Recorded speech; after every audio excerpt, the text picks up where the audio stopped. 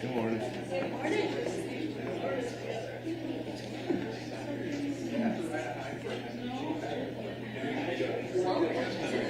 Please take a moment to locate and first available exits from the theater. In the event of an emergency, security staff will direct you along the appropriate evacuation route. Thank you for your attention and enjoy your performance. This chair might go.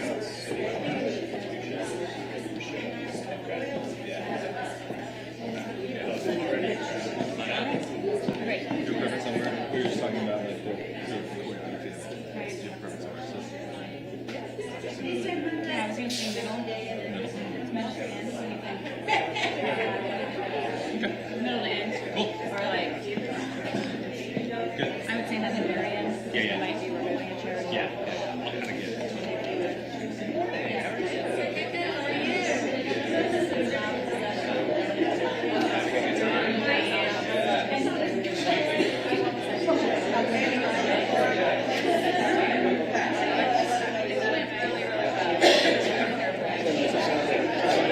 Get ready for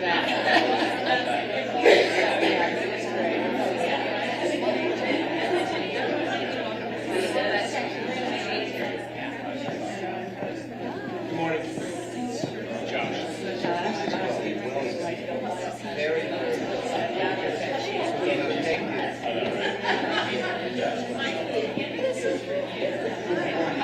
Do you know Adrian?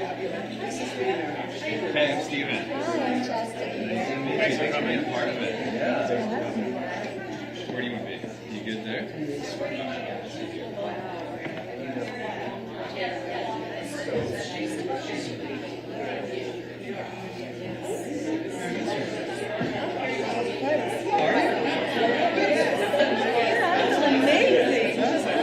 Yeah, you didn't get to see our seat. No. I know. Our nurses don't. Yeah. What is it, like 18 middle school girls? Yeah. Yeah, it's pretty cool. We've been doing it the last couple days. I have been out of town most of the school. I am catching up, and everybody I've talked to is like, I haven't been doing anything. I don't know if you guys Like, you know, it's like, I haven't seen anything. Yeah. But that, people.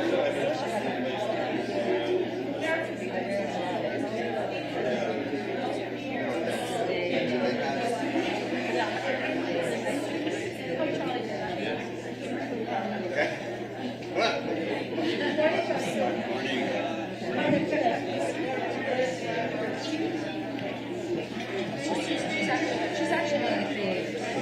She's 14 years. She's an international. Her family It's really fun. Yeah, and it's so cool to see like all people from different walks of life inside of it.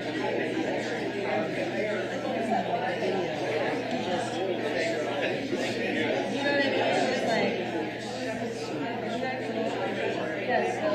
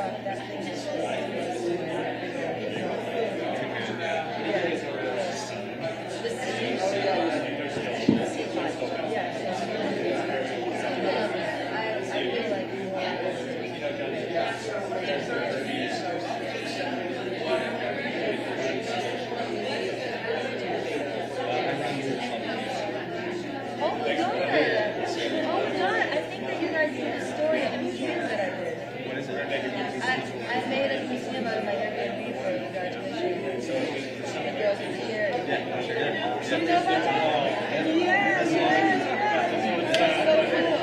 I slept Floral Shrine. You really? Yeah, well, because it's an Airbnb. Well, it's Airbnb, so it's not actually my home. And when I left, I almost so of course. I left, I didn't know what I was going to do. I was like, oh, you can see nice with flowers.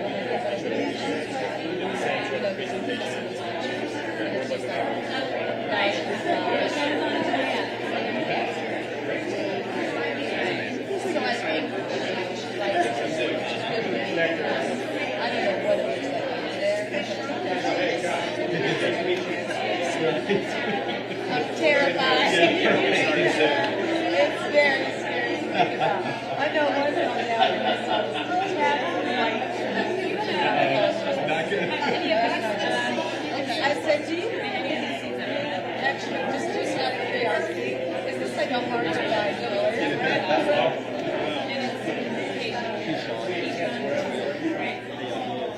Hey, Stephen George, nice to meet you. Thanks for being here.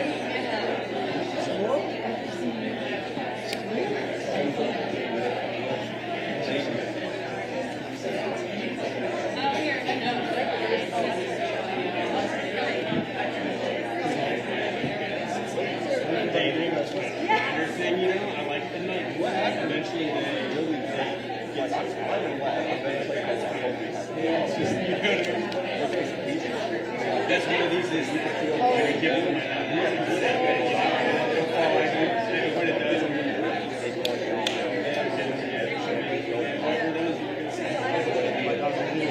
I got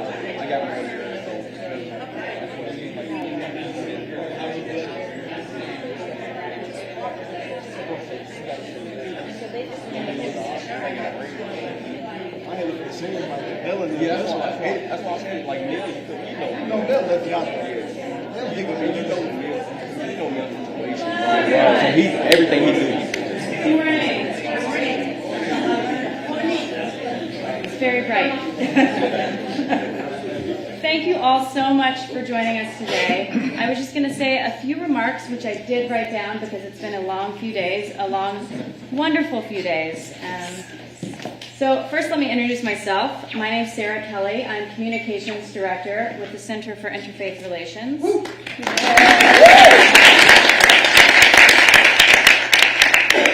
So over the course of the past 4 days, we have explored love and what a powerful force it can be in the world. We've learned how love can transform our lives when we learn to accept our true selves without judgment. We've learned that love has the potential to diminish fear, to distrust and discord when we make a conscious decision to go beyond loving our neighbor and also begin loving the stranger. We've learned that love isn't always the easy choice. It often takes courage and vulnerability, grace and forgiveness. But while love can at times be uncomfortable, an indisputable truth that our speakers have arrived at again and again over these last few days is that love is always the right choice. Today, we've gathered to talk a little bit more about love, specifically how to make our city a more loving place for all people. Now, you might notice there's some younger than average attendees here today, and thank you all so much for getting up early on a Saturday, but this conversation really would not be complete without having some young voices in the room. So thank you all so much. I'm looking at you.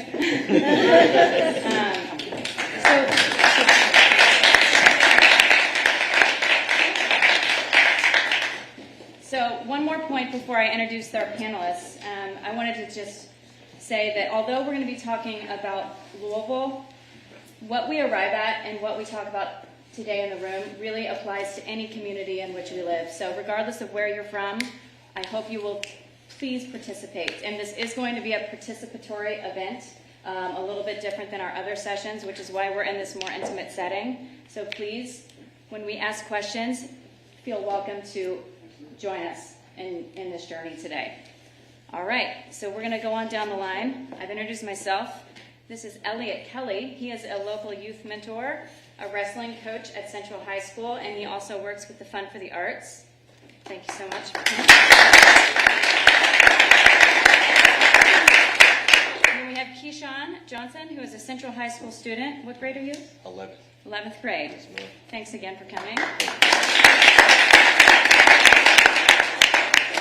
Stephen George is a longtime local journalist who went away to D.C. for a while, came back, and now he's president of Louisville Public Media.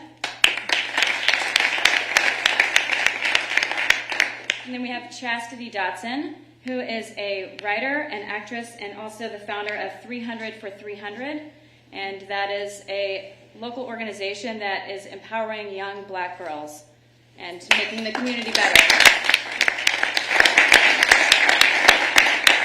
And then we have Josh Moss, who is the editor of Louisville Magazine, and he is going to be guiding us, and he's going to explain the framework of this conversation. He has led this conversation in this format numerous times, so he's a real pro. So I will now pass the mics to Josh. So, thank you all on a Saturday morning. We didn't know how many to expect. This is awesome. Last year we did this, and it was in the big theater, and we were on stage. It was fantastic, but we couldn't see anybody. And so we asked if we could explore the Mex in this theater, and we came here, and this is awesome. We wanted to see faces. It's a discussion about love, and I think it's about connection. So to see each other, I think, is really important. One thing we talked about at the beginning in the sort of green room, as capital J journalists in school, the word love never used, not to approach your job with that. So I like that we can sit up here as journalists, as media, and say it's okay to love this city. I think with that can come the flip side, sort of tough love, and trying to push this place that we love to do a little bit better every day. So the sort of run of show, we want it to be participatory. So please feel free, just raise your hand when you have something to contribute. We'll be sure to get to you. If you're able to stand, please do so. Say your name. If not, totally okay. But we want you to be able to contribute too. We'll start with 3 multiple choice questions. So we'll have everybody, you think, stand? For a yes? I think stand. And let me just, go ahead. before we get into it, you will see me taking notes furiously throughout this, because at the end, one of the things that makes these kinds of conversations really powerful is to sort of read back and hear back what we've all said and what conclusions, if any, we've come to. So that'll be a large part of my job today, is listening, sort of formulating, and then delivering back to this group at the end what we've said. So we have a clock, so I can see this clock. So we have an hour. We'll stick to that time. We found that if you go a little bit longer than that, it can sort of lose its power, I think. So we're going to keep it within that time limit. When we have about 10 minutes left, I'll give a warning, because I've been to events like this, and that we run out of time, and I'm in my car on the way home, and I say, why didn't I?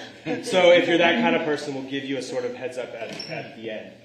Before we get to these 3 questions where we'll start participating, I wanted to share a quote that Elliot said. So last year we did this event, and we had so much fun. We did another one at Louisville Public Media.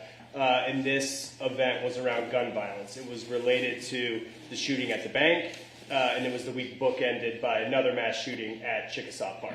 So we were there to talk about that, and Elliot said something, and it's why we're here today. Elliot said, I had people who invested in me at a young age because they believed in me, not because I had some special talent or skill, not because I had some special aptitude, but because they just genuinely loved me and believed in me. But that is an insane amount of privilege coming where I'm from. And how insane is it that love can be a privilege? How insane is it that as a black person growing up in West Louisville, love from adults is a privilege? So before we get to the questions, Elliot, I just want to ask you, we were there to talk about the shootings and gun violence in our city at a time of hurt. And what made you go there and share that sentiment that has stuck with us since May? First of all, I appreciate you all for making space for this conversation too, and that conversation as well. Just holding these spaces, they're valuable, and including, making sure intentionally including young voices and wanting that to be a piece. But the reason I thought about that was a lot of personal experience and being personally affected by one of those shootings, the one at Chickasaw Park. Right, lost somebody I cared about. One of my best friends lost his little brother that day. So, and then just thinking about the young people I've interacted with as a mentor, just as somebody, I don't even want to say a mentor because that elevates my role, as just a servant of the community. The amount of people I come across, often what I see is that the people that make it the furthest are the people that are given opportunities. And it really, it kind of comes, your outcomes are a direct correlation to your opportunities and exposure, right? And I think I was exposed to a lot. That's why I'm able to do a lot of things I do, because I can walk into a space. It's not my first time being in a space like this, right? This is, at this point, kind of routine for me, because I've been intentionally placed in these spaces since I was 12 years old by people who believed in me. But a lot of people don't get these opportunities because you have to be have a certain level of poise and charm and all of these different things. But I had those things, but I don't think that's what made me worthy to be in the spaces. I'm going to use Keyshawn for example. Keyshawn's amazing, right? But the most important thing about Keyshawn, if you take away all the great things that he does in the classroom, as a friend, as an athlete, as an activist, or if you take away all of these things, right? Keyshawn is he's a young man with a brilliant mind and a great heart. He cares about the people around him. Always, bro, always. And I think the reason, with that quote in particular, I think we talk about violence in our communities. There was a study done that talked about where essentially it talked about the violence rates over the past few years, and it talked about where the ARP funds, the American Rescue Plan funds, went. They went towards public health. Over 50% of that went towards law enforcement. About 30-something% went towards violence prevention and intervention. Only 13% went towards youth development. So when you talk about violence, and the people that are affected by the violence most are often 14 and 17-year-old black boys, right? The most intimately affected by it directly. Why is that not the demographic that we're investing in the heaviest? We tend to talk about being tougher on our, I work with a lot of black boys, right?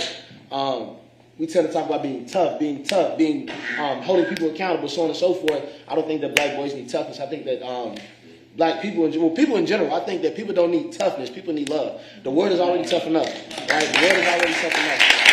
And I think the biggest thing that we need is love, and a big piece of that too is how do you love people through mistakes? Another big inspiration for me saying what I said that day was kind of a taboo topic in our community, but Quintez Brown. Quintez is a great friend of mine too. I still talk to his brother, still talk to his family. I'm still in community with a lot of the same people that genuinely love Quintez. And my love for Quintez does not take away from accountability for what happened, but it does need to be contextualized as what even led to this to happen in the first place. And I think that's a conversation that is not being had. And often that conversation is not had with people. And I think a big part of that is when somebody does something wrong, we cast them to the side. We judge people on what they do rather than who they are. Right? So how do you love people through mistakes? Love sounds cute in theory. Love sounds beautiful in theory. But what do you do when love is not the popular choice? And that's kind of what it's about. Thank you. I want to do, so it's 3 multiple choice questions. If you're able to stand, please do. If not, just raise your hand for your answer. So our choices are this. Every single day, probably once a week, probably once a month, every couple months, maybe once a year, never. So the question is, and we can participate too up here. I feel a sense of connection to my community every single day. So stand or raise your hand if you feel that every single day. Wow. And please, you think remain standing? Oh, yeah. Okay. So stand, I feel a sense of connection to my community probably once a week. That's me. Probably once a month. It's pretty much everybody. I'll also run them down. Every couple months, maybe once a year, never. Okay. Everybody sit. Typically when we ask that, it's not quite as many people who feel a sense of connection every single day. I think that's amazing. It's reflective. People at 9 a.m. on a Saturday getting up, we're leaning forward. But I definitely want to explore that. So if you stood up for any of those frequencies, we'll get into that. The next question. Same options to choose from. I feel alone. Stand if you feel alone, never. Never feel like you never feel alone.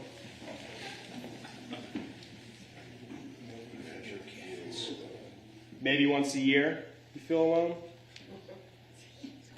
Every couple months. Probably once a month. Probably once a week. And then every single day. I would have stood for probably once a week. Okay. And sit down.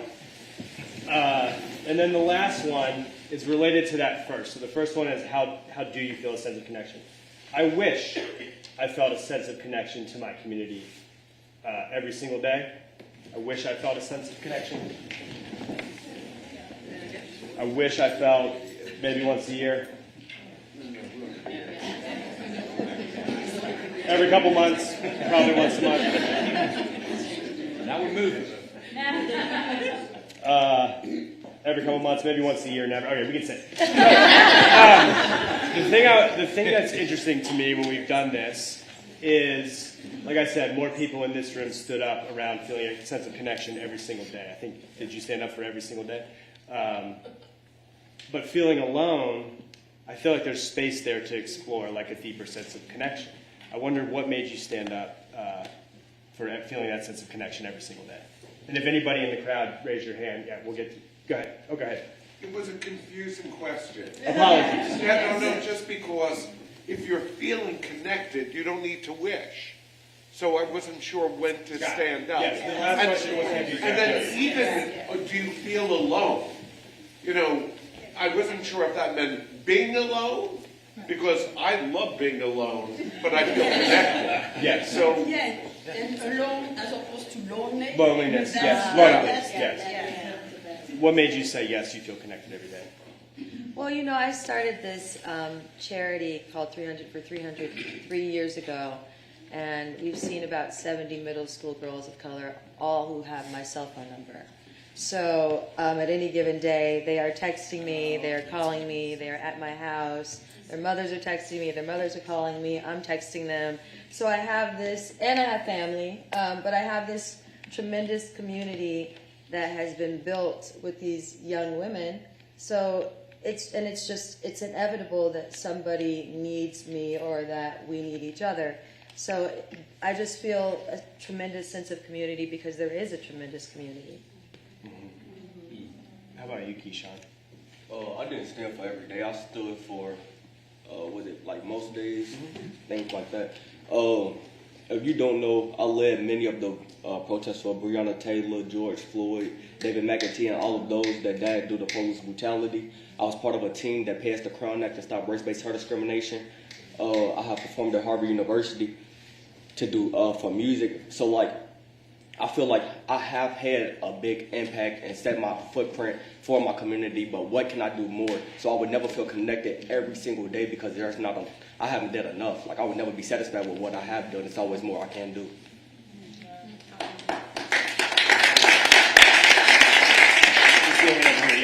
I just want to ask the question, when we speak of community, are we talking about two-legged ones?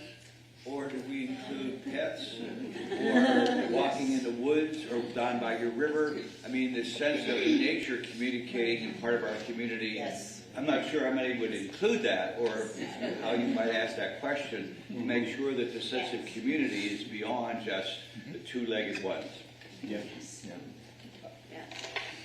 Yeah, here in the back row. We'll go here first. Yeah, I was going to caveat my standing up for feeling connection with, I moved to a new city. I'm from California. But even before then, my communities weren't local. I mean, the people that lived next door to me. But I also spent a lot of time coming in and out of incarceration. But I have created those connections, I think, and it's not local. So I was wondering if that's what we were talking about as well. Yeah. Yes. Well, we built a community in northern Appalachia, and And so we always have the four-legged creatures, because we have a farm, but we also have all the children from the community, the young, the 20-somethings, and we bring people in from all over.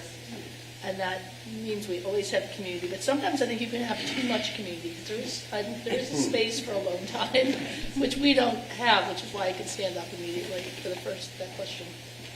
What do you mean by that? Too much community? Well, when you have something like what we've built, you always have several layers of young people and 20-somethings and toddlers. It's always there. Sometimes I think it's too much, which why people leave the farm, because it can be too much because it's every single day. Everyone needs time to walk in the woods and be with God and be alone. Yeah. Morning. So I'm Alex Senegal from the Grant Prison Project, and I hear what Keyshawn said. I appreciate all the work you're doing in the community. I'm involved every day because there's such a need out there. I wear many hats, being a minister, working with Indian Grant Prison Project, and also involved with homeless population with the Destination Homes in Silicon Valley and in California. The need is so huge that it takes every day for me. It takes every day to make an impact. And every day there is a great big need. So that's one of the reasons why it is an everyday process for me. What are the specifics of that need? It depends on the population. So if I'm working with the prison population, individuals just coming back into the community, the integration back into the community, they need support. So many things they don't know how to get, so many resources they need. If we're dealing with the homeless population, definitely all kind of needs go on there. And then, of course, being in ministry, any type of need, whether it's emotional, physical, spiritual, or just resources. The need is huge. The need is horrendous. And then we also have just the, mass incarceration going on. So a lot of people who on drugs want to get off drugs. You can name it. It's just a huge need. So I wonder, we're talking about community as meeting needs and connection as, how you said 70 young women have my cell phone number and everybody texts me all the time. I'm curious how that you all feel you're sort of trying to meet the need that everybody is talking about, and then maybe that sparks ideas around the room for things that we can leave here and do or start doing that we're not. So what do how do you view kind of meeting the needs of your peers, and really what do you do? Broadly, live by example, becoming what I want to see more young. Really, I got to speak from a young black man's perspective because I don't have anyone else's perspective. So becoming what I want a young black man's, what that point of view should be on us. Like, we're not all trying to be tough, selling drugs, and that's the persona that they get on us young black men. We fight for justice. We want better. We want to own our own businesses. We want to be lawyers. We want to be doctors. There's a lot of talent within us black young men. Like, we don't all do music, but the ones that do music, we're great at it. There's a lot of things that we're great at, and like we get frowned upon just because of the color of our skin, and I feel like it's not fair. Like, we're all, just because you've seen one person do one thing, that don't mean we all do it. If I see a Caucasian man rob a bank, I don't mean, oh my God, this Caucasian man's gonna go rob this bank. We're all not just the same person, but we all do have something that sparked that in us. And I feel like we need to have an understanding. Instead of frowning upon a community of people, we need to have an understanding of why they're doing it. Why are they going about it this way? Why do they feel they need to do this? How can I help them to prevent them from doing that? Back there? I appreciate you, Keyshawn, and I think your name is Elliot. Right. I think a lot of times, as a young black man, a fellow young black man in Louisville, we don't oftentimes see young black men or homeless people or incarcerated people as people who are in need of community. I think that we need to kind of open up space for who we think are deserving of community and who we want to welcome into our community and be more open like that. And I'm so happy that you mentioned Quintez Brown, a great young man, who suffered from mental health issues. I don't know the whole situation that led up to it, but I'm so glad you said that, because a lot of times as young black men, you have one opportunity before your life can be over in a second. And I just think we need to focus on care. We need to focus on forgiveness, because nobody is their mistakes. Nobody is their best days always either. So I appreciate you guys. Definitely. Thank you. And can I touch on that real quick? That's something I want to say too. Thank you for lifting both of those points too. The first one, you talked about seeing people in need of community. When we say the term homeless people, incarcerated people, the first word is the one that we focus on the most: homeless, incarcerated. We take away the fact that they are people, right? Language matters. So, language matters a lot, right? So I think even trying to shift language. So something that Quintez actually taught me. They're not homeless people. They're not incarcerated people. They are people who are incarcerated. People who are experiencing homelessness, right? So it shifts the way that we view it. And then we talk about mental health. One thing I talk to his brother Jacoby a lot. So whenever I see his brother's a student at Simmons. It's an HBCU here in Louisville, Historically Black College University here in Louisville. One thing, when I talk to Jacoby, man, how it says, man, he's good. He's getting big. He's feeling good. The subtext of that is he's taking care of himself. And I think that's one of the most beautiful things, because when you take, I kind of had similar experiences, but my mother, who's actually in the audience right here, shout out to my mom. Something that she always tells me to this day, man, you gotta learn how to say no. You gotta learn how to say no, because if you don't, you will run yourself into the ground. And it's happened multiple times for me. I try to listen, I try to, but I always find myself a little bit overwhelmed. And I'm glad that I have somebody in my corner to tell me, man, slow down, say no. You have the power to say no. And she taught me that at a young age, gave me that power. Hey, Ellie, these people want you to speak here and do this. Do you want to? Right? She gave me that autonomy at a young age.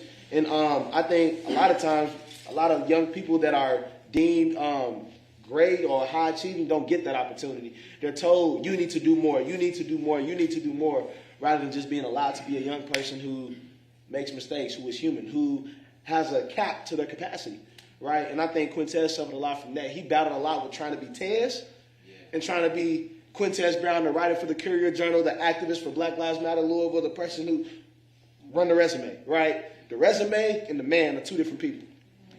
A lot of times. They're the same person, but they're perceived to be two different people. I think that's a battle that Quintez dealt with a lot, which led to a lot of those mental health things. So it's a lot of nuance to it. There's a lot of nuance. We take away who the person was and only identify them by what they do. That's one of the most dangerous things we can do. So when you talk about rooting actions in love, you have to deal with the person as they exist, as they are. Because even on your best days, you're not perfect. So stop seeing people from the lens of perfection. And I think that at a basic level allows us to see people as being in need of community, see people as in need of resources, as human beings who are capable of greatness but may need support. And it's that simple. So thank you for lifting both of those points too. And if I could say one more thing. For sure. My bad. No, you're good. For sure. But I think we need to be more open to, me and Quintez connected because we have similar politics about Pan-Africanism and, loving African peoples wherever we are and just uplifting us. We have to be more open with young black men who don't have necessarily mainstream politics. I think those kind of things scare the community away, and people, they have images of the Black Panther Party and these kind of things scare people, but these are the things that we tap into to really connect with our community and build that up. So I want us to be a little less judgmental about people's radical politics, because I know that was an issue for Quintez, and it's also an issue for me and how I'm perceiving something. So He was getting death threats as a teenager. Yeah, right. He was getting death threats for politics. Yeah. Right. Most loving person I know. Imagine what that leads to. We'll get to you in a second, Chastity. You were going to say something. Yeah, when you just talk about building community and aspects of the community that are important. When I first came and I was working with these middle school girls, I just came to focus on joy. And I said, I want to create a community where we center joy, where we allow them to just be kids. you know, when I came, there was a lot like, why don't you take these girls and why don't you get them out there and do this? I'm like, why don't I just take these girls and just let them be girls? Like, why don't I let them go and like draw something? Why don't I let them make a bracelet? Why don't I let them just feel what it feels like to be sisters and to be safe and to not have to be a black girl or a LGBT, just a girl who just is sitting there. And so a couple things that came up were mental health.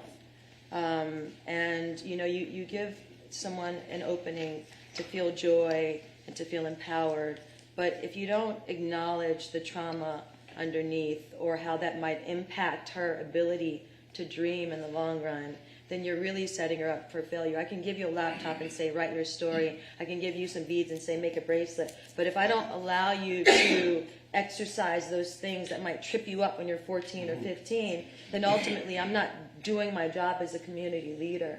So I think that centering not only joy in those communities, but centering healing in the community and putting it actually as the forefront. We have this program now called Thrive, which is therapists helping reverse impact of violence and emotional trauma. And the purpose of Thrive is so that as we tell these girls to dream their biggest dreams, as we tell these girls that you can do anything, as we invite these girls to create immersive films or to create amazing galleries or artworks, we also say somewhere underneath there's a part of you that was never told it was okay to feel that thing. All of us go through life and we're hurting, and we never, at the highest level, think that it's okay to hurt. We never are able to embrace our anguish and say that our tears water the flowers. Our tears water our garden and are as much an integral part of our garden as the sunshine and all of the rest of it. So I think within community, centering joy for us and focusing also on how we heal these girls with compassion is something that I think has been really, really important for us. That's amazing. Thank you for sharing. We had a hand up back here. Yes, go ahead. I'm Carol Johnston. I think I'm hearing two things that are over and over again that are really important for all of us. And one is what you just said, and you've been saying, Elliot, which is how important it is to acknowledge the whole person, including the trauma that's there, it's always there, and also the gifts, and help people find a balance. And the other thing, Keyshawn, is that right? Yes, ma'am. Keyshawn, I think, also gave us a really crucial clue about how groups approach each other, because a lot of what gets done to people is looking only at the problems. And you see the problem, you see the trouble, you see the issues, and you're trying to fix it or help it. And as you said, everybody's gifted. Everybody is gifted. And there are also these wonderful gifts that the whole community is missing out on, because people are looked at only in terms of some kind of deficit or prejudice or whatever the issue is. So beginning with the premise, everybody's gifted. Yes, everybody is also screwed up. Everybody, no exception. I'm a Calvinist, no exceptions. But everybody is also gifted. And if we start looking at the gifts and perceiving them and encouraging them, and I think actually human beings have an inherent ability to do this, then, we all remember, most of us remember the teacher who saw something in us and encouraged it, and how crucial that was in our lives. That's a very common experience.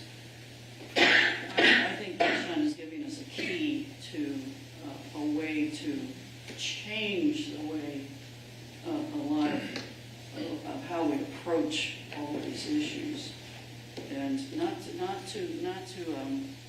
not that we don't acknowledge that there is trauma, there is problematics that need, but you don't start there with people. That's just what I have to say. Yes. Yeah, to your point about alternative politics, the Metropolitan Opera in New York City is presenting an opera called Malcolm X. So I just want to throw that out. But I have a question for Elia and Keyshawn. What gives you, as young people, to be able to stand up and be out there, to be out there? What's, you mentioned your mom, bless your mom. Who else is there supporting you and giving you sort of positive strokes? Because it's got to be really difficult these days to be in high school, number one, and then to be black in high school. I'm going to say in this town, I'm not from here, in this town. And so, do you know what I mean? How would you answer that, Who's Sean? behind you? Who's on your shoulders? Who's holding your hand? Most importantly, I got a great support system like within my family. But I've been doing public speaking. The first career that I wanted to take on was being a pastor, and this is around 6 or 7 years old. So like praying, being 6 years old, I'm praying over a group of 1,200 people at a Christmas drive. So like, and then people keep telling me, "Oh, you can do this." Like I always tell my community. It seems like I always have my community behind me. Although there's some ones, there's no matter what you do, there's gonna be people that doubt you. Take that as passion and put that doubt into passion. Like go full force with what you want to do. And you spoke on it being difficult of being a black young man in high school here in Louisville. Although the statistics, like the mental health part of it, yes, it may be difficult. I have to keep up this image because I have done so much. I have to keep my schoolwork up because my grades have been so good in the past, and when they get to slipping, I'm like, dang, I can't let this happen. Like, I got a family, like, I'm trying to make it for, you feel me? So, like, although it's difficult, it's also easy because I know where I want to be in life.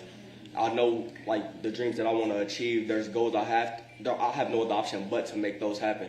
And so, like, that's my passion. Where do you want to be in life? There's no way I can just say I want to do it. You gotta be a go-getter. You gotta go get that. I can't just sit on my butt and be like, yeah, I want this big old house. I want to retire my mama by the age I turned 25. That ain't gonna happen with me just sitting right here just saying it. I gotta go get it. There's no other way. You gotta be a go-getter. It's not difficult. It's really easy when you put your passion into it. That's right. Elliot, we've talked about this. Who are those people for you? And then Chastity, if you have an answer to that as well. Who were those people for you? Easily, my mother. Easily. Person number 1, 2, and 3. My siblings, because all my siblings also have extremely high aspirations.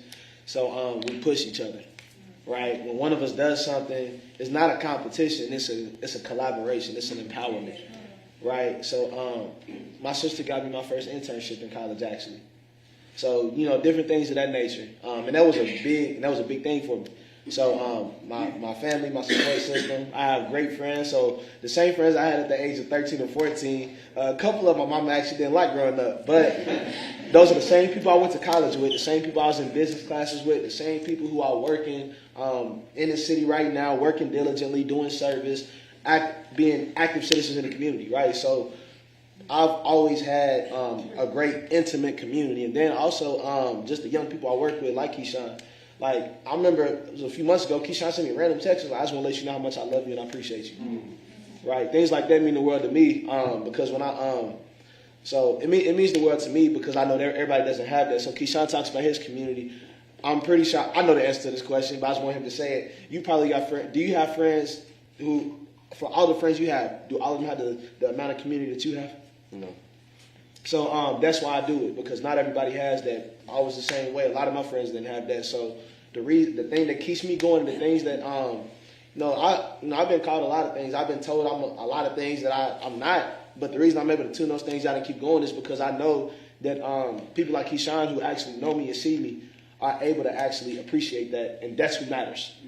It's not the people from the outside. It's the people who I engage with that matter the most to me, and those people remind me like, hey man, I love you and I appreciate you.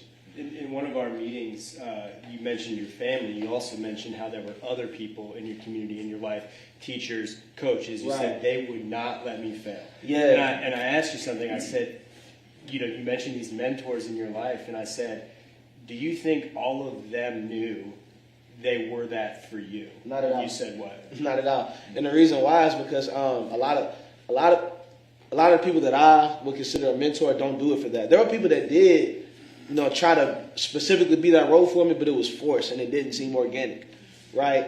Perfect. I'm gonna use me and Keyshawn for example. I don't even consider Keyshawn a mentee. He's a little brother to me. He has a teacher that came to me and said, the teacher, hey, Keyshawn told me that he knows you, keep him under your wing. I said, respectfully, Keyshawn is not under my wing, he's flying with me. A year later, the same teacher came to me and said, hey, I want you to talk to Keyshawn. I'm worried about him. He's struggling a little bit, so on and so forth. His grades are great, but he's struggling with A, B, and C. And I said, I want you to understand these are the things that he's dealing with.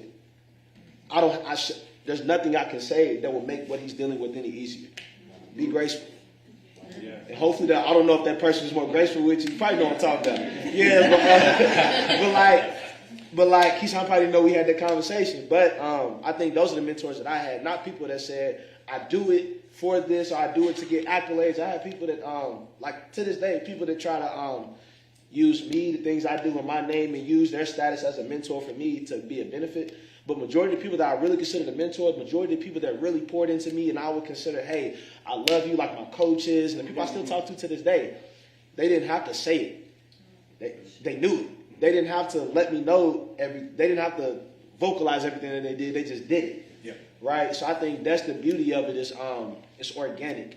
And it's not always the same people. I don't think I've had any one mentor my whole life. I think I have a revolving door of people, but I've always had somebody. Right? So I think that's one of the most beautiful things, too, is that a mentor doesn't have to be with you lifelong. It can be just for a season.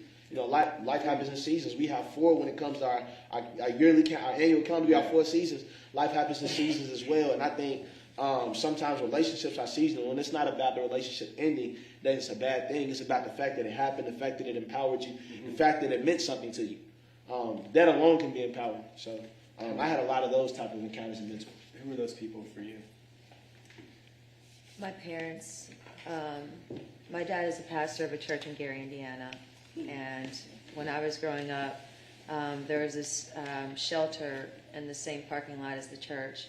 And my caretaker, Amos, he cooked in that shelter. So every day after school, we would go and we would be in the shelter cooking with Amos and taking the people who came in, asking questions like we worked there.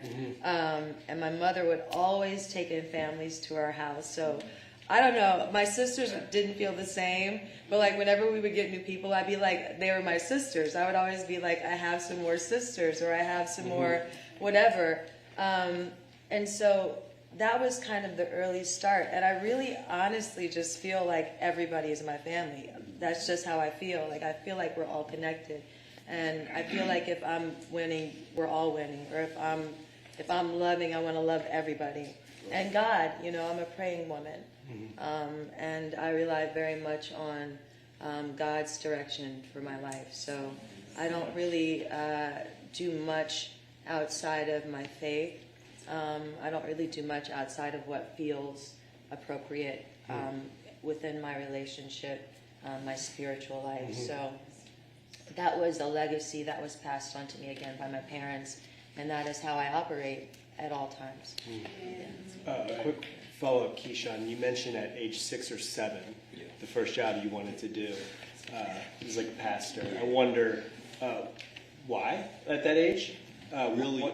And then a follow-up, is that still something that you want to do? Okay, so I'm going to do the follow-up question first. Okay, so it's not so much I still preach, but I still get the word across.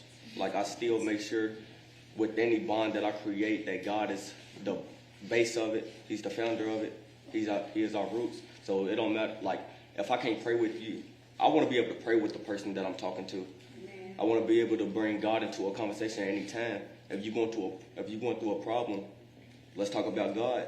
God's the person that could heal it. And then I don't want to be so much of a pastor, but I do want to be able to get the word across. Like you don't have to wear a suit and tie every day to get a word across of God. You don't gotta have a church of people in front of you just to have a one-on-one conversation. you have that one-on-one conversation with someone, and it's a domino effect. They could go to someone else, and then that person could go to someone else. It's just like my favorite verse, Romans 8:18. The pain that you are feeling now do not amount to the pain to the joy that's coming in the future. So just me telling someone that now, no telling who could go from this room right now, and someone come to them with a problem, and they tell them that verse. We don't know what can happen, and it's just like no matter what you do or what you say to someone, it can have a hard impact. So me just saying that just now, it could have an impact on someone that we didn't know that had an impact on. I wanted to share a quote that we ran in Louisville Magazine last year. This is from, I invited this person, I've not met him in person, so if you're here and you want to raise your hand, that'd be awesome. The Reverend Steve Ensley of Redeemer Lutheran Church at 37th and River Park Drive, that's in Shawnee. He said, this is the Festival of Faith, so this is really resonating with me. He said, we used to fill this place up. It'd be full, like a community session in here. Kind of like how years ago, churches used to be the hub of social activity. But so much has changed in the last 2 years, and it's hard to get traction again. The church has to figure out a new model of how to relate to people. This is something that has come up a lot, this idea. And I wonder in what ways, both here sitting up front and in the room, in what ways are you still finding connection to Louisville or whichever city you call home? Which spaces, if any, are filling that void? And I wonder if there aren't, what sort of do we wish our city had so we could have that sense of connection? And one other thing, like a lot of people also mentioned the loss of community centers in Louisville, and specifically the populations that those places helped. You're raising your hand, Keyshawn. With my church, I go to Base Memorial right now. Well, I'm a member at Base Memorial, and what we did during like these past 2 years is we got the youth involved heavy. Like we're the future, so we got to do something now, and that's something I say in a lot of interviews. Is we're the future, so we have anything that if y'all want. I feel like the people that we have in office right now, the people that are in control or have that power, so-called, I feel like we need to uplift the voices of the youth, because whatever changes get made now, they're going to impact us the hardest. We're the ones that got to grow up with that. We're the ones that got to come into our adulthood with those laws just now coming into force. So I feel like we need to uplift youth voices like way more than what we do. We need to have some type of amplification on us youth, because it's not fair that just because someone's going through a problem, there's problems that we go through, and those problems don't get amplified. So if we was to try to host a room just like this with youth voices and allow us to speak, get our point across, and just be open ears, and I feel like that's a big problem in our community. We always tell people to be tough, hold it in. It's not worth it, leave it alone. And that just I get our blood like boiling, like we gotta hold so much in. So when that one thing comes to us, we just explode. So we need open ears, we need understanding, we need what this conversation is about. We need love, like real, genuine love. Yes, please. One of our girls, we did this thing asking our girls what love is, and Mylan, one of our girls, has said it over and over and over again. Love is a sacrifice. And I think to your point of, I think prejudging young, I call our girls colorful girls, because there's so many beautiful shades. But prejudging them, I would say if you want to learn how to love outside of what your circle, is to sacrifice your idea of who these people are and how you should love them. Start with forgiveness and grace. I came into this really just thinking it was going to be this quick, short thing, and it's taken on a life of its own. And what I've had to learn throughout this whole process is how you don't just throw people away, and you don't just write them off. When you see somebody and they are angry, meaning they are in anguish, on the other side of that anguish is pain, and right past that pain is your opportunity to love them.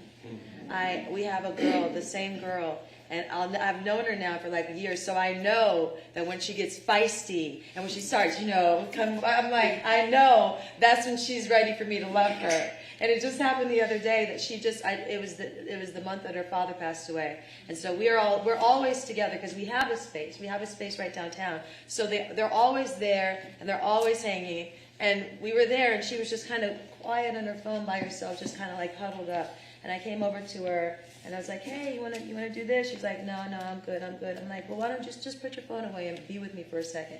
And then she kind of did her thing. She's like, "I don't," she kind of got a look like this, and then really with the shoulders. And I was like, but I'd seen it before. So I knew it was a reaction. Now, if I'd never seen it before, and I've seen people write her off just off of that one action, and I looked at her, and I said, "Give me your phone." I said, "Come here." And I hugged her. And it was not something that I planned on doing. It wasn't even something, it was a totally different reaction from how I probably reacted the very first time I saw that. But it was a new thing because I know her now, and when I held her, she burst into tears. And then she was hyperventilating, and she could not breathe.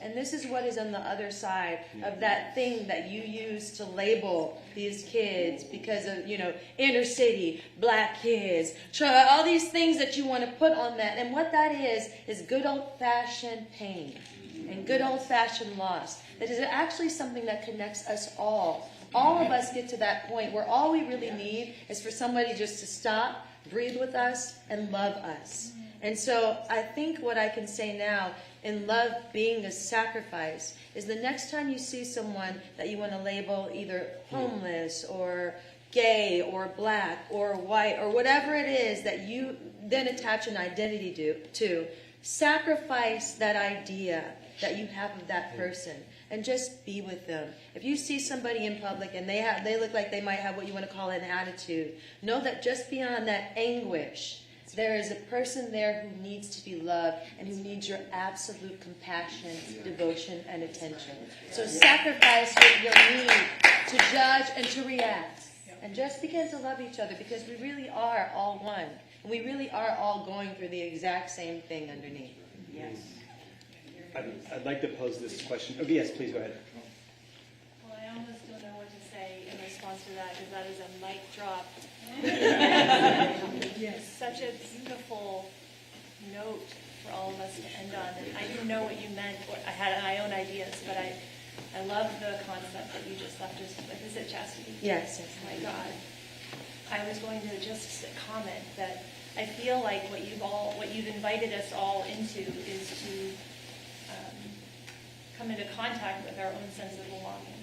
And what I know is that we can't belong anywhere unless we belong to ourselves, which is what you are doing with 300 for 300, and what Sean and what Elliot, what all of us are talking about. And not everybody got a mom like you did, but I would love to meet you. And when we don't have that, it's not our fault. And it doesn't mean that there isn't a mom or a dad or a nurturer somewhere in the crowd for us. But I think this really interesting question you asked about the differentiation between loneliness and being alone, like you said, Charles, like that's really it, right? We're actually never alone when we have contact with ourselves, because when we're deeply in contact with ourselves, we're in contact with everyone and everything. That's actually so rare sometimes, even for people in here who are doing beautiful. I mean, I stood up for once a week or once a month feeling alone and also feeling lonely. I mean, go back and forth. So I think that it's important to honor like the both and, that we need each other's reflections. We need compassionate communities. We need our affinity groups within those communities, people that look and feel like us.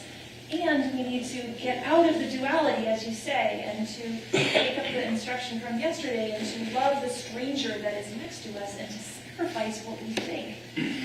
And I just thank you for the opportunity to do this on a Saturday morning. Yes. Hi, I'm Christy. I'm just wondering, these are beautiful ideas, and they are, it seems to me, more specifically at the moment, one-on-one. which is really important, and where it all is, I understand that. But we have a community that is crying for serious help. And so what should, in your minds, our institutions, it made specific recommendations about what these churches and houses of worship, or what our government or what our police should be doing, just ideas of that you're, from your practical knowing how to love one-on-one, what are some of the ideas that we can pass on to our institutions that's going to make our city a safe place? Can I tackle that question? I hope everybody will. This is actually something I'm really passionate about. One, it takes a multidisciplinary approach. When you're sick, you go to a doctor, you allow them to comprehensively analyze you. Once the comprehensive analysis is done, they go over everything, then they direct you to a specialist, right? But you have to get the comprehensive analysis first, so our approach needs to be collaborative. I think often what happens is we talk about what can I do in my individual organization rather than who can I be in community with. I think that's one of the first things. So me, I don't have my own mentoring organization yet, but the beauty of what I do and the reason that so many people, I have so much intimate access to so many young people is because I work with a plethora of organizations, not just because these are the ones that are the best, but because they're where I can be, the one I'm needed. There's young people there. There's a space to make an impact, and sometimes I bridge the gap between these different organizations and make sure that there's the active bridge. Sometimes young people don't know where to go. They only know one space. The one space doesn't resonate, and it's like, well, dang, I tried.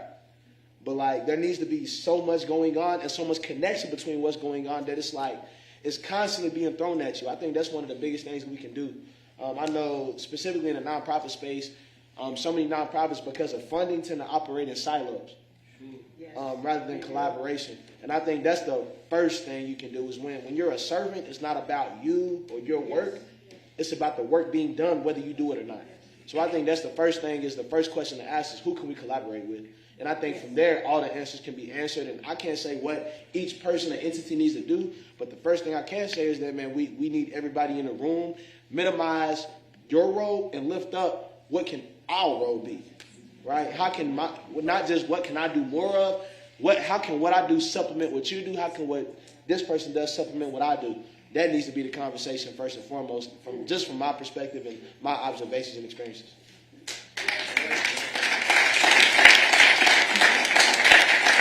I keep it short and simple. Really, just being intimate within those neighborhoods and those communities. It's like not having an outlook, but actually seeing what that problem is and attacking that problem. Like, we have to be intimate. There's no way to just like be broad about it. You have to be intimate within those communities. I would say focusing on education, and really focusing on education. I think a lot of money is poured into schools. I don't know where it goes. It's definitely not going into the classrooms. These girls are not, that I deal with, nobody's watching. Nobody's caring. They talk to me all the time about, the teachers are exhausted, they're overworked, they're probably underpaid, and they are not able to manage the amount of students that they have. And so what I can say is when they come in to the room with me, there's only, usually 20 girls, and we spend a lot of time together, and I'm really watching. I remember we went to a camp this last cohort, and in the camp, they were there for a week, and nobody was watching. They had these levels, and the last level before you get kicked out is called the fire zone. If you get fire zoned, you are gone. And fire zone could be anything. It could be something very simple, but they don't have time to deal with it, so they just fire zone you and kick you out. But there's a lot of smoke before the fire zone, and nobody's looking for smoke signals. They're just looking for that thing where they go, you're the problem, you're out of here. And so, for the most part, these young kids are spending most of their time at school. So if you're at school and nobody's checking for smoke, nobody's checking for trauma, nobody's checking for new habits that are going to ruin your future, then how are we supposed to say, oh, well, we're just going to put them here on the weekend? No, we have to really start to mindfully educate, not just the people who are being educated, but the educators, so that they're sensitive to what these young people are going through, and so they're mindfully helping them navigate the landscape instead of just saying, be quiet and sit down. Yes. I just realized, so we have about 10 minutes left. Is that right, Sarah, by your clock? Okay. So if, like me, you're going to be in your car on the way home, say, why didn't I say that? You're one thing Christy mentioned was our police department. Something early on that Elliot mentioned was around funding and where money went. In our preparation for this event, we mentioned, and we invited, he couldn't be here, Councilman Ben Reno Weber, who's new to the Metro Council. And there was this news story I think you guys published at LPM about how it's a very small thing that he's doing. He's giving police officers Fitbits to encourage them to walk in our neighborhood, which is my neighborhood, which is the Highlands. And it got me thinking, I've lived here since 2007, and outside of like a big festival, I said, I don't think I've ever, one time, seen a police officer walking on the street. And I asked Elliot, who lives in Algonquin, and he said the same thing. And it's just such a small way to encourage human interaction. I'd like for you to talk on that specific moment like we talked about in the office, but I'd like to pose it to the room with 10 minutes left. I wonder, anybody doing work where you're encouraging these types of interaction in our city, big picture, or just sort of kind of dreaming a little dream? I mean, I know a lot of the Festival of Faith has been some looking at the past, some the present. If we look forward to the Louisville we want in the future, like Christy said, this community, specifically since March 2020, has been screaming for help. And so I'd love for us to sort of steer in that direction. Allison. This will sound like an advertisement, and so that's the what do you call it, the disclaimer. But I am connected with the project that is trying to be forward-looking, that's specifically trying to deal with education, and the woman that's leading it is so modest that she won't talk about it probably, so I'm going to put her on the spot. She's right here. Her name is Alexis Harris. She's a professor at the University of Virginia's education school, moved to Louisville 10 years ago to see if what you were talking about could actually be taught in a classroom in a typical American public school setting. For those that don't live in Louisville, we have an unusually large district of 100,000 kids under one superintendent. So it's a big, very big district, actually, for the United States. And it turns out it's a typical district in the United States. In fact, if you wanted to find a more typical district in the United States, you'd be hard-pressed to find one. So that's actually interesting for Louisvillians to bear in mind. If you want to know about what's going on in America, and you want to know what's going on in the American public school setting, look no further than the Jefferson County Public School District, JCPS, because that is what's going on in America.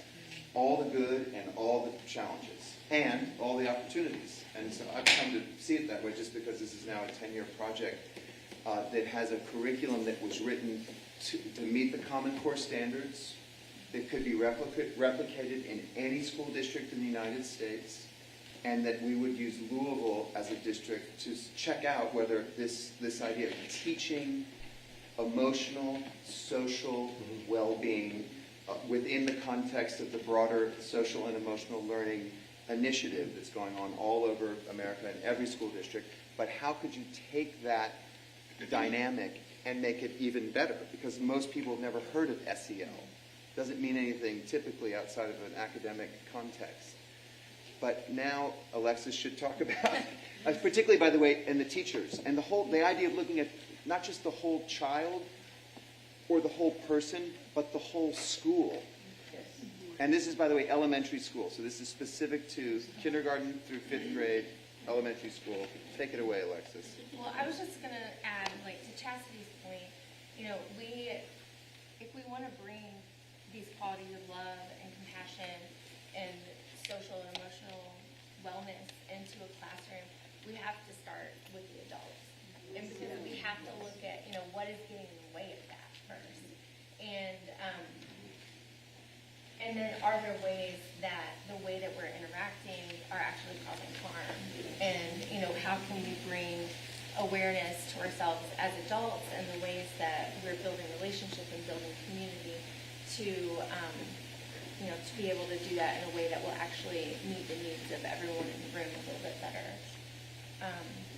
And I'll just say, just as a bigger point too, you know, we want to, I think that when we're talking about how to make a more loving community, we want to think about what are the ways that we can make a positive impact. And we have this mindset of being generative and adding initiatives, adding programs, you know, doing things that will build people up, and all that is great and important and wonderful. But we also have to do the flip side of that, the uncomfortable side of that, and look at like what are the things that we're already doing in our institutions, our policies, our businesses, our nonprofits that are trying to do good. What are the things that might be doing harm? And we can't do that without having conversations with the people that are impacted by those. We have a hand up here in the back. Hello, everyone. My name is I run Fairgrass Thunder. I wanted to talk a little bit about some of the policies that have been on the books in Louisville from the 1930s through the 1960s. Up until last March of 2022, it was illegal for a shotgun neighborhood to garden any plant higher than 10 inches tall. And that was on the books for 90 years, and people had their homes taken away from them for disobeying and growing food. And so we're talking about food deserts, and that has been a big thing about food access. But if you don't change the laws and you punish people for decades, it gets passed down in generations as things that can or can't be done. What we're trying to do now, especially in Smoketown, Shelby Park, Germantown, we're trying to, we illegally grow on the vacant lots that are owned by deceased people, because those are the only lots available that are able to be farmed. And so we have about 30 days before the city comes and mows all the food down, because they'd rather see it as a set resale value. They see it as, you know, it can't be food, it has to be grass. And so changing some of those things, just even on the tops of parking garages downtown, which are never full, every rooftop garden every parking garage could be food, you know, and every parking space could be a market stall, but it's mandatory cars right now. And they'll take, you know, bikes, they'll take tents. There's so much vacant land in the city, especially under I-65, that the city pays tax money to fence off. And Frankfurt Avenue has water fountains and public water usage, but when we try to do the same things in Shelby Park and Smoketown, they say that it's illegal and they don't want to have people congregating by public water. And same with Shepherd Square. Shepherd Square was about to have a transit hub when it was first being redesigned. The city said no because they wanted to discourage public congregation, but they want to encourage it in other places. So I just want to really bring in mind that a lot of these problems that we are talking about as a systemic issue, there is a law on the books, more than likely from the 1930s through the 1970s, that actively dissuades that. The piece that I'm working on right now with many different food advocacy groups is there's a law on the books from the 1950s that bans food in public parks citywide. It's illegal to forage, it's illegal to pick fruit off of trees, and you could get fined if you do that. So we're really trying to cast a wide net and change these laws, because otherwise it's not going to get any better. I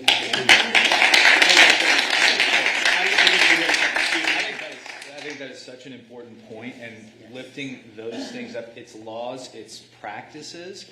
A few years ago, some journalists in our newsroom decided to take inventory of public trash cans in the city and correlate that to complaints of code violations, right, for trash, nuisance, things like that.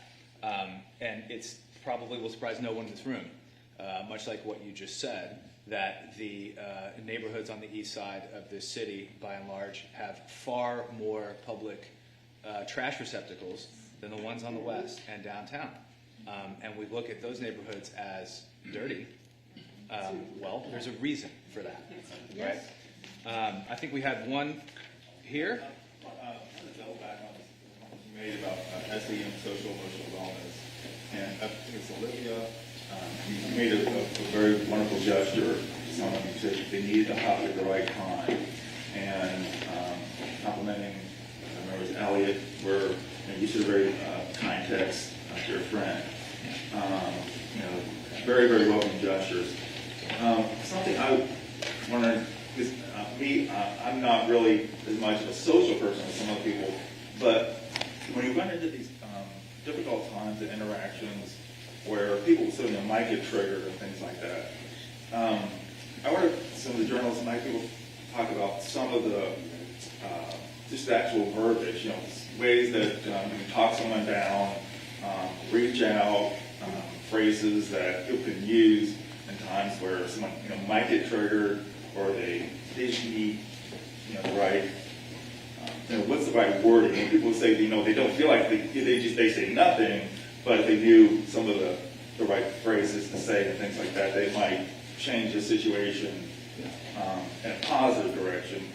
But I'm not really a wordsmith, so I appreciate people who are more able to work through those types of things. But I don't know, that just might be kind of a practical way of moving challenges from being a tough, a harsh interaction to something that's more loving. I saw two more hands. We got one here. We'll do here and here. Yeah, let's go here. We'll go there, and then here. Right. I wanted to piggyback off the point that the gentleman across here pointed out with the laws on the books. We talk about these neighborhoods, but they're a direct result of the investment on the part of the city and the city government. Ghettos aren't, they don't just pop up there purposely created. Yep. And we funnel certain communities into these things. You gave a great example. It ties in back to what I said with who's allowed to have community. So in the East End, well, it depends on which East End you're talking about. In the far east side of the city, he talked about how congregating in parks was allowed and encouraged, while in inner city neighborhoods, it's discouraged and they don't want it. So I think it's super important that we understand that these things are created by the powers that be. They don't just pop up out of nowhere. Let's go here, and then we'll go here. I just in speaking to trauma and wellness and language, I'm a creative arts therapist, founding member of the National Organization of Arts and Health, and addressing all of these situations with music, art, dance, spoken word, all of the creative arts therapies and arts and healthcare has research that's really shown what this does in communities now. And so now in terms of the medical, there is social prescribing that's happening. And, so now music is prescribed by physicians and nurse practitioners, and art, and going to museums and so forth. And I'm sure, Chastity, you know about this. But it is a universal language and is definitely a way to get the word out, get people together. So for sure, let's work with the arts communities, for messaging and also coming together. Can I just say really fast what she said, just to piggyback off of it, which is something I discovered like 3 months ago, and it was crazy. We had a new group come in, and we had gotten this really fancy lady to create this curriculum for youth, and she was an expert. And I came with this thing, and they were like, yeah, no, this is summer, and this is very boring, and we do not want to do this. We do practice radical honesty, and they were being radically honest. It's very stressful. So I was like, okay, so we just had to start to pivot and ideate in real time with their feedback. And what we found was that they really want to make everything art. And so our program, we work off of these affirmations. Every week we give a new way for them to focus their identity and ways of them to think about themselves in the world.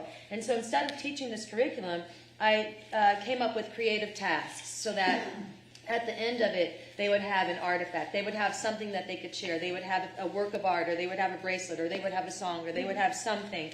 And I let them self-regulate. I didn't say you have to do it at this time. I just said, this is what you guys have to do. You have a big show coming up. I gave them an exhibit at the end. And you guys get to regulate how you want to do this and how you want to present yourselves to the world. I have never seen a room where all of the teenagers were not holding their phones. They don't even use their phones anymore, you guys. They don't use their phones. It's the craziest thing. They're there, if they're not working in their art, they're like dancing, or they're having sing-alongs. Or at one point I did something called Girls Praying, and I said, you guys, if you guys want to pray for each other, you can go in the corner. I have girls praying in the corner. They are not on their phones anymore. That's why when Mylan was on her phone, it was such a big deal, because nobody else was on their phone. I was like, what's going on, man? What's the problem? Why are you on your phone? This never happens. And so now we're just doing something called Make It Art, and anything that we want to teach them, we allow them to be active participants in their learning. We give them the concept. We say, this is what it is. Now you tell me what you just learned, and you teach me what that means to you. And it has absolutely changed the entire environment. So I think that a lot of times we are underestimating their natural innate intelligence. We are saying, I know more than you. Let me tell you what this means. Now you tell me what I told you exactly as I told it to you. They hate that. Okay, they're like, do you know who I am? Do you know how intelligent I am? This is boring. Nobody's listening to them. But this is really where we're heading, exactly what you said. So thank you for bringing that up. So we're at that. What we'll do, I want to go here to Stephen. We'll give Elliot the last word, and then Stephen, you'll wrap us up. Can I share a quote from you real quick that you don't even know? Yeah. So, no, this is meaningful. So, during the pandemic, we hosted arts leaders in our community like that June. It was like the first time we were kind of getting back to in a space we had masks on. Stephen Riley was leading our Speed Art Museum at the time. He was there. The head of Actors Theater was there. The head of several arts organizations. And he said something, and it's cut out of my magazine, and it's taped to my wall, and you don't know this. And he said, so March 13th, 2020, Friday the 13th, that's the day our city shut down. Much of the globe shut down, and that's the same day that Breonna Taylor was killed. And he said it haunted him. And I think a lot of our community is still struggling with that moment. We have tried to mend ourselves in many ways. We're not there. Maybe we never get there. But I think what's so hopeful about this discussion is, despite how confusing my opening questions were, we do crave connection, and we're finding it. And that's so important to me, what you said, because I think at the root of it is like that story about Breonna Taylor so easily could have been buried with everything going on in the globe, and it wasn't. And so how do we acknowledge that, acknowledge where we are now, and move forward? So I just want to thank you, because it's something I think about a lot, and that's a person's name who we didn't mention today, but it's something that our city still thinks about all the time. So thank you for that. Well, I'm going to throw it back, because I wasn't going to reference that, but that's been on my mind. You mentioned March 2020 already. One of the great things that this group has shown us is really that the key way to respond to trauma is love. Right, to love your way through it. The other thing we're hearing is that one of the things communities are is a set of stories that people tell themselves about who they are, how to get through their past and lead into the future. And I want to ask the storytellers here, the journalists in particular, having heard some of this, we are really at risk, I think, because we are losing the choice to say that our story is going to be about how we're going to love our way forward through the trauma of 2020. Which, of course, for many of us just reflected, well, for many people, represented trauma that was decades long, and some of us became more aware of it through the killing of Breonna Taylor, David McAtee, Travis Nagdy. The Department of Justice, our federal government, has sent our city of Louisville, let's remember, it's not our police, it's the city of Louisville, through its police force, is violating the Constitution every day in Louisville, Kentucky, and we're being gaslit. So how does we cannot, I don't think, heal if we don't make this part of our story. So for Josh and Stephen and others, how do we, not get gaslit and make this the loving story that is kind of the only way we can heal? Yeah. I mean, for us, it's trying to include more voices more often.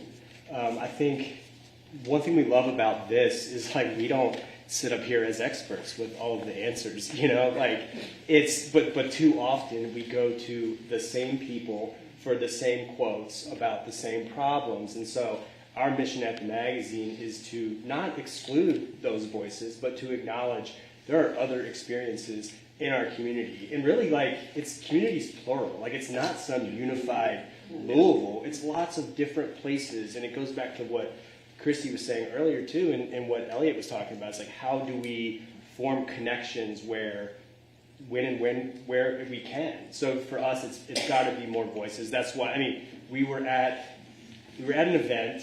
Sarah was there, I was there, and at the very end of it, it was like, okay, here's 5 minutes for the token young person, you know, and it's like, what? But it's an event about young people, so like we're just trying to be more conscious about that. You were going to say something? Yeah, I think that's exactly right. We're just to sort of point out the obvious. We both run media in this town, but we operate at a very different cadence from each other, and so much of what we do is daily journalism. And there are two things. I mean, we are among a sort of long history of newsrooms who talk about accountability in our reporting, right? And I've found myself getting a little, accountability to hold the mayor's office accountable, hold the police department accountable through tough reporting that shows abuse, right? Reveals abuse, talks about people who are trying to fix it.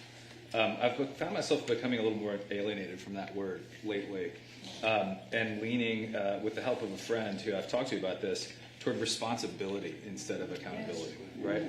And I think that when you just slightly reframe the job of a journalist, whether it is the responsibility of one of our guys who spent the last week and a half covering the Hankerson trial, which ended in a mistrial, which is a head scratcher for a lot of people, right?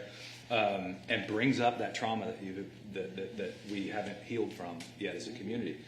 Whether it's that, whether it is the responsibility of telling the story of how our police department and our city arrived at this place where we're at, whether it's telling the stories of the people who are impacted by it and what they do to heal or to lift up the stories of their communities. I mean, I know Josh and them do this too. We track every source that appears in our stories. We want to know where they live, where they come from, what their experiences are, who they are, so that we are getting voices from across our geographical community as well as the other communities we share. So those are some of the ways that we think about it. But I do like sort of moving away from that, really tough kind of grizzled journalist of the past holding everybody accountable and more toward the collective responsibility we all share. And our media outlet is just one expression of that. And to that point, to circle back to what Josh said in the very beginning, in journalism school, love is not a word that I think ever entered, any sort of training. But I do think in the past 3 years in particular, more journalists are approaching stories with love, even if they don't acknowledge that. I think that is kind of rooted in where we are right now. And I do think that if that was applied in professions across the board, metro government, police, that if we come from a place of love, that the results, it's going to be different. It's the sort of artificial distance that gets put between the person who's telling the story and the person who is a part of the story. We used to call it objectivity. You tell a story from nowhere, right?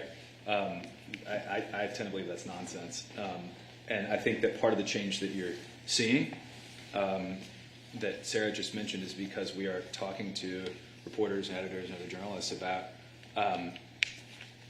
it's okay to have your own identity and your own experiences and feel a way about this place you love and care about, right? That's okay. You don't have to be the voice from nowhere. You have to be fair, but this notion of objectivity kept black voices out of American media for generations, right? It's been an incredibly damaging part of our collective American story, and so we have to find a new way.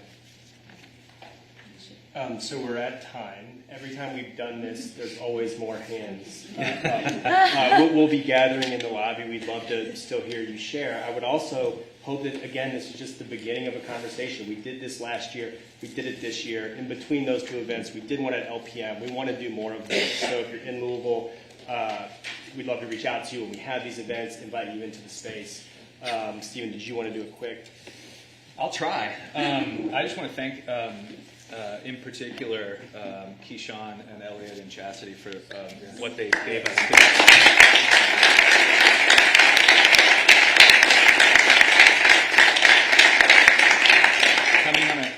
a stage and sharing your story and being vulnerable is itself an act of love and sharing and grace. I like to think of things in three. So I have kind of what we talked about arranged in three sort of themes or sections or paths forward, if you will. One, love is support and grace. It's privilege, as Elliot said, but it's service. It is, I loved what you said, Elliot, at the beginning, it's opportunity. Love is giving someone an opportunity to be themselves. That is really, really important. Love is exposure to something, to a space or a room that you're not normally in, or a stage that you weren't on before, right? And I don't overlook the fact that you are giving this to him today, right? You're the one who brought him into the conversation. So love is mentorship, love is youth development, love is sacrifice. People don't need toughness. People don't need toughness. Somebody over here said, you don't feel, you can't share yourself until you know yourself, right? Something to that effect, which I thought was a really beautiful sort of way of flipping that idea. You don't need, if you're tough on somebody else, you're being exceptionally harsh on yourself. Love people through mistakes. This is a hard one. One of the hardest ones, right? But it comes back to number two, which is love is seeing a whole person. I believe you said love is seeing the trauma and the gift. And I thought that was a really lovely way, beautiful way to think about how to see and how to consider a whole person. What do you do, Elliot said, when love is not the popular choice? Coming back to one of the things Stephen said, that it's not just the police department, it is our city through the police department abusing people and violating their constitutional rights on a daily basis. I wouldn't think maybe love is the popular choice in this city right now. How do we make it so? Love is community and belonging. Communities are different. They are people. They are pets. They're animals. It is nature. Community is geographic. Community is online. You said community is not just where you are, but who you touch and who touches you, right? Who gives you those gifts. There is so much need in this community, and we have to see people. I really loved this. Sorry, no pun intended. We have to see people as deserving of community. Think about that. Yes. How do you see people as deserving of community? It comes back to you see the trauma and the gift, right? Probably the thing that will stick with me the most that's been said today. Love is spoken, love is unspoken. Life happens in seasons and relationships do too. But Chastity, what you said, I think of it as a continuum. Anger to anguish, behind the anger. See the pain that is there that led to the anguish. That is your best opportunity to love somebody. So when you can stand there, you're talking about communication. What kind of words do we use? I can think of a bunch of words, but I think of an approach first, which is be open to the difference that someone else is bringing to you when they're sharing with you, when they're talking to you, when they're acting out in pain and anguish. Be unafraid.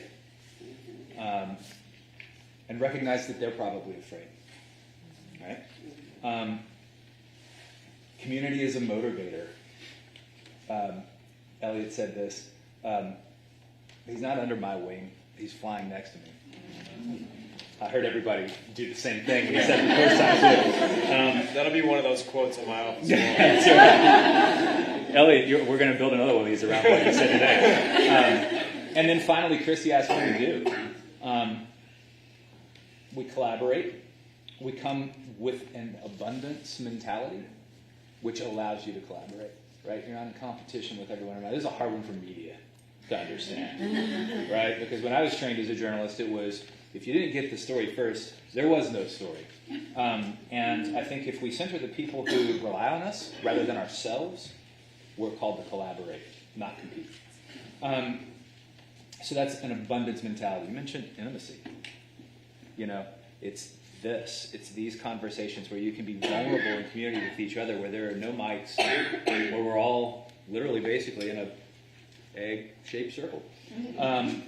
It's education. It's emotional education. It is social well-being. You have to start with the adults. I love that. We always, what is wrong with these kids? What's wrong with you? That's right. We have to identify and eliminate structural inequity.